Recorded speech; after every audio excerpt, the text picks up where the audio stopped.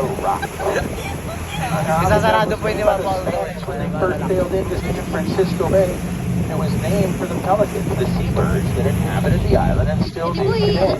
The entire side of the island is considered a seabird sanctuary. Cormorants, terns, pelicans, and seagulls living and nesting out here. To remain up on the island until about the mid-1800s, and that's when Alcatraz became part of California and the United States. Immediately at the state dynamited the top of the island, putting a big platform up here, housing a bunch of cannons, turning it into a Civil War port, just like the other ports ever used in any battle. Port or a military base up until 1933. And then in 1933, Alcatraz was converted into the maximum security federal penitentiary that it's famous for, housing some of the most notorious criminals of the day, like Al Capone, machine gun It remained in prison until 1963 for about 30 years. And the government said it was just too expensive to run a prison on an island. It was falling apart. And even if it wasn't, prisons on shore were just as secure and way less expensive to operate, so they shut it down. They moved all the prisoners off the island, and it lay vacant for 6 years. And then in 1969 to 1970, a group of Native Americans, Indians, took over the island, claiming it as Indian land. They were going to turn it into a reservation of sorts, a cultural center. It was a great idea. Unfortunately, though, humanity and the group started to burn and vandalize some of the structures. They started a couple of fires out here. When they did, the police boats and fire boats were ordered to come put the fires out and haul all the Indians off the island. Kind of a shame it didn't work out, because otherwise, you'd probably get to see them.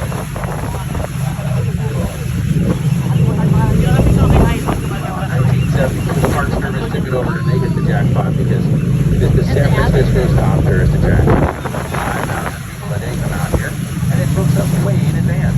If you tried to get tickets out here, you know what a tough ticket it is to get. Weeks in advance this time of year, months sometimes when there's no COVID in the summer, and almost always you have to make reservations. Very seldom you just get out to the island. The next best thing if you can't get out here is to go around and on a tour like this, tell you about the history like we did, and then point out some of the buildings. So let's do that. A 4-story building on the end of the island, that's the carpentry shop. And the laundry facility is the 2-story building just past the chain link fence there. You can kind of see the top of it. If you're a prisoner on Alcatraz, you spend $23 a day in your 6-foot by 10-foot cell. 1 hour in the recreation yard at the top of the island by the water tower to stretch out. Unless you had a job on shore to do on the island, like the carpentry shop or the laundry facility. Then you got an extra 6 hours out of your cell, so you can see what benefit you'd have a job on shore to do. The smokestack to our right is the power generating plant. Generated all the electricity on the island, and still today it does, because they have diesel power generators. There's no source of power from shore. The Park Service brings diesel fuel out to power up the island. That 3-story building that says Indians land on it, connected to it was the island's bakery, food prep, and storage area. And then just above it, you can start to make out the water tower. They no longer use it for water storage, but that's what the water was stored in. There's no source of fresh water. Back then and today, water must be brought out to the island. The main cell block, that's the largest building on the top of the island. It had 360 individual cells in there that measured 6 feet by 10 feet. It was designed to have 1 prisoner in each cell, but they never did fill it. Maximum occupancy out here was only ever about 275 inmates. On the waterfront there, the building without a roof burned down during that short Indian occupation. That was the PX, or the rec area for guards and their families. 70 guards and their families lived out here.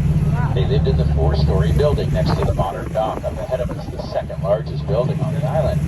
They hung out on this side of the island so as not to mix with the prisoners. And this building to our right, before it was burned, was actually quite nice. There was a 1-lane bowling alley in there, a little movie theater, and then a big open area for private parties, events.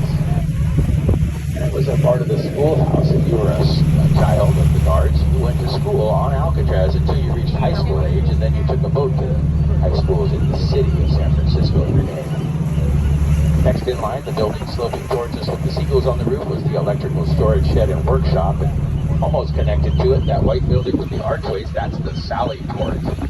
The Sally Port's a fancy name for a heavily fortified gate. You can see the slits in the wall that's how you got on and off the island. They could lift it up, so let's prevent a fast boat from coming in. And there's a light there. Ha? Kaya nga yung sinabi niya Just kayo above the modern dock, Pwede pumasok. four-story building where the guards and their families live. You can see that dirt-down building up at the top there without a roof. That was the warden's residence. Now, it was said by the warden that they kept the prisoners on Alcatraz very well fed, fat, and happy, in hopes that they would not try to escape.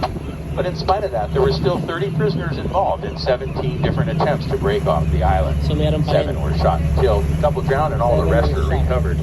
However, in 1962, a few years before Alcatraz closed as a prison, and probably part of the reason why it did, Frank Morris and the Anglin brothers, a group of 3 United prisoners, Indian Front. using spoons from the cafeteria, slowly chipped away at their cell block walls right around their vents.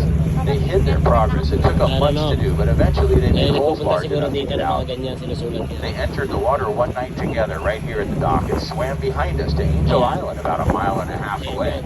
They know they went to Angel Island because they found some belongings of theirs on the beach. They made rafts out of rain jackets from the island. Well, they never did find their bodies.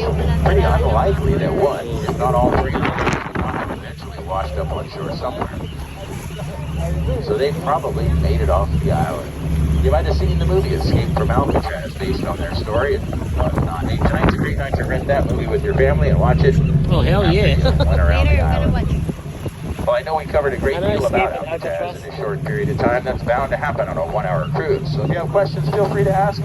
We'll keep telling you about a few things as we slowly cruise back towards Fisherman's Wharf. Alcatraz the Rock. Smells bad. Smells like dried fish. Toyo. Boy, smells like your favorite fish. Favorite toyo.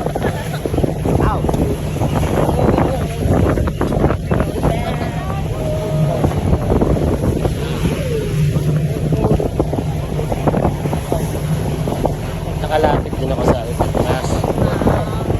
Okay, Next time punta na tayo